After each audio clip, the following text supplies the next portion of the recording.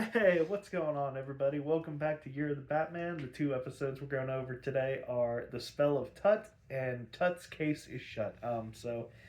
The obviously the main villain is King Tut again, and you're probably wondering, oh, well, he got better the last time he switched back to his other personality. What happened? Well, he fell off his podium, hit his head, and then that's how he became King Tut again. So in this version, it is kind of disappointing because last time we saw him, all his henchmen were like kind of thinking he's crazy, and they were just doing it to get a score. But all these guys, they like play it up, and they like revere him, and like say praise be to the pyramid, like just stuff like that of that nature. Like they were into the role, and they like are serious. So I didn't like that, but King Tut, I swear, he felt more so like Captain Hook, if that makes any sense. Like from the original Peter Pan movie in like the 50s. So it was just like his mannerisms and his crying and like being so over dramatic. It's not like it was bad. It was still funny. It was just, if you compare like the first two times, I like the henchman more this last time, but I like King Tut more this time. So it's kind of a trade up. So anyway, the start of the episode, this one guy, he's getting robbed, and they ignore everything except some encased beetles and beads. So um, the next day, obviously, they call Batman and Robin, and they're like, "Hey, some Egyptian garbs, some Egyptian men, they like stole from this guy. They hit him over the head with like a this like one weapon that was used for the Egyptians back in the day." And Commissioner Gordon, he has this new secretary, and she's smoking hot, and she is like really into giving him pills. And right off the bat, I'm like, oh, okay, so that's the henchwoman of this week because all the henchwomen are insanely hot, and she happens to be insanely hot. So I could already tell that she was like pretty much guaranteed to be the villainess of the week, and like how she was like so into giving Gordon pills and wanting to give Batman pills and whatnot that it wasn't subtle. So they take the weapon that was found at the scene of the crime. It was like a club this big, like a lead, not a lead pencil, but it doesn't matter. And they track it to this like Egyptian art dealer or something. And I'm like, well, that should have been like the first guess.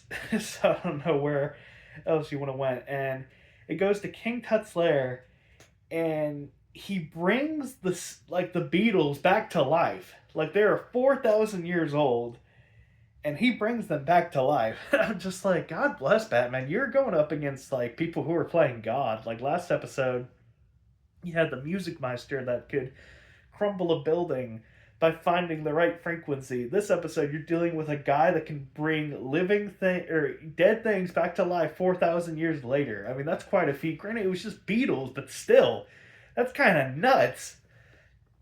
So, Batman and Robin, they show up, a fight ensues, and they all escape, and they take the Beatles with them except for one. Um, and you find out later that he got all those beetles or scarabs, as he calls it, because it's either the legs or the lips of those beetles are part of an ingredient to, I guess, like completely take away somebody's will, which is why nobody's ever used them because that beetle has been extinct for years. Um, so that's his plan. And later, Batman, he buys the Sphinx where King Tut did his announcements last time, and he puts it in his front yard to like lure King Tut because he's like, oh, surely he'll steal this back, which he does. But I'm thinking, why doesn't he just use another Sphinx or something? Why does it have to be specifically that one? But they steal it, and Robin is inside to like spy on them. But when they get back to their headquarters, Robin accidentally drops his communicator, and he gets found out, and then he gets tossed in a pit with the crocodiles. So that's where the episode ends. It's like, will Robin get? No, he won't. Yada yada yada. So they don't see Robin it's like one of those situations where, oh, I'll leave you to die because I've got things to do. But this one, it was kind of funny because King Tut, the reason why he left Robin, he's like, oh, I do love my lovelies, but their chewing just drives me insane. I'm like, they're about to kill a guy, and you can't stick around because you don't like the sound of them chewing. It won't even be for long. Crocodiles mostly swallow. But I thought that was cute and funny. So Batman, he tracks Robin there. He uses this bat laser that like immediately like disintegrates these metal bars, and I'm like, Jesus Christ. I can't count how many times that laser could have come in handy for just any situation. But so he saved Robin, and they find out that he's making like the no free will potion. He used it on the commissioner and Chief O'Hara because his villainess is like their secretary, and she gives him the pills. So they go and try and get King Tut, but they miss him barely. And Batman goes back to the Batcave, and they're trying to figure out a cure for all of this. And like weirdly enough, he orders from Alfred, or asks Alfred, 6 glasses of buttermilk, and I swear they had to have done this in one take because you see Adam West fully drink 3 glasses of. I hope to God it was just milk and not buttermilk. I mean, you literally see him down it. I'm like, God bless. Like, I couldn't imagine like 3 cups of milk in a row. That's a lot. But if you had to do a second or hell even third take, that would be miserable. But anyway, so there's this like Egyptian. They don't really. It's like an Egyptian street festival or something, and the Sphinx is there, and Batman's like, yeah, he's probably gonna do some kind of an announcement there, so we might as well show up. So they get there, and Gordon, who's hypnotized at this point, he's like, "Oh, Batman, Robin, it's so hot. Can I interest you in some lemonade?"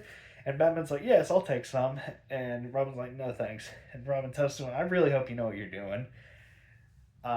Which obviously Batman's coming prepared because to drink 6 glasses of buttermilk, I mean, you have to have a plan. No ordinary human does that for shits and giggles. I mean, maybe for shits later, but no giggles.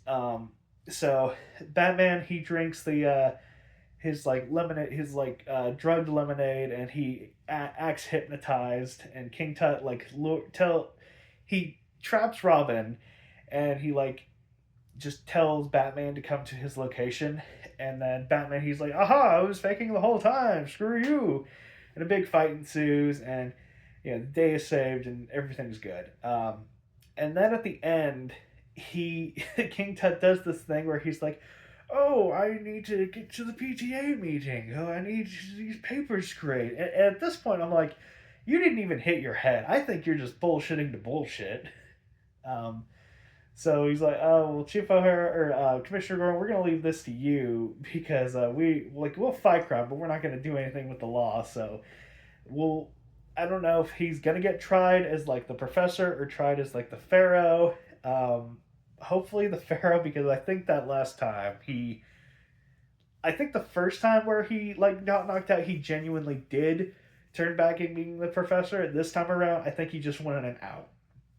But altogether, if I was gonna rate this episode from like a 1 to a 7, I don't know. The henchmen bring it down for me, except there is this one bit. It gets really old at first, but the payoff for it is really funny. I don't want to spoil it just because it genuinely is worth watching for that.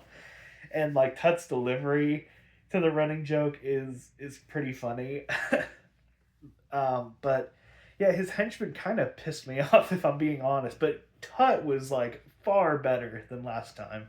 I liked him so much better than the last time I saw him. But I think, honestly, probably this episode's just right out of 4. Just down the middle average. Not that good, not that bad. Just, yeah, it was fine. But yeah, that's pretty much it. So, bye.